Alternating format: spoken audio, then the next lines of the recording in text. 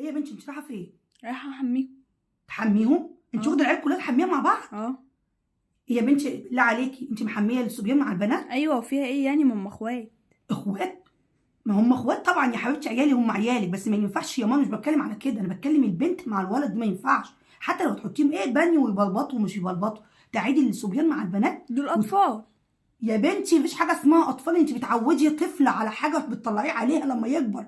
لازم تخلي البنت تبقى جسمها عزيز عليها. ما ينفعش وما يصحش ان البنت تشوف جسم الواد والواد يشوف جسم البنت، ده حرام ومش اخلاقيه ومش ولا دين ولا اي حاجه تقال على كده. هو انا اللي هعدل عليكي؟ ايه اللي بتقوليه ده؟ وبعدين ازاي البنت تبقى واقفه قدام واد عريان وهو عريان؟ حتى لو تقولي زي ما بتقولي بلبس شورت، ايه الشورت ده يا بنتي؟ ما ينفعش. لازم البنت اول ما تلاقيها داخله كده قدام اخوها بتقلع او كده، انت يا بنت اضغطي، ما ينفعش اخوكي ما يشوفكيش. هتتعود تكبر تتعود ان جسمها عزيز، ما تخلوش قدام اي حد ولا حتى اخوها ولا ابوها.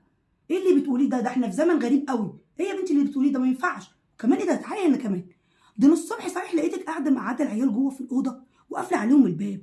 انت مقعده البنت مع الواد وقاعدين بيلعبوا قافله الباب الاوضه وانت قاعده بره. ايوه يا بنتي، فيها ايه يعني؟ الاطفال واخوات عادي مع بعض. يا بنتي ما يصحش، ما ينفعش، حتى لو كبار مش اطفال. ما ينفعش الباب يتقفل على بنت وواد حتى لو اخوات. احنا في زمن زي الزفت، لازم نحرص ولا نخون.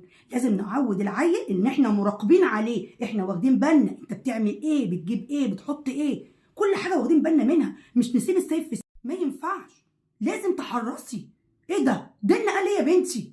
ايوه صح، انت عندك حق. يلا بقى ربنا يخليهم لك.